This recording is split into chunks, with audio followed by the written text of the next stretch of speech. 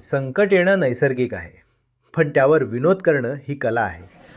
एका रात्री राम गणेश गडकरी यांच्या घरात त्यांच्या धाकट्या भावाच्या उशाखाली विंचू निघाला.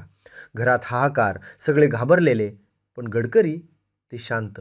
म्हणाले, "घाबरू नका, दगडाखाली विंचू निघायचाच."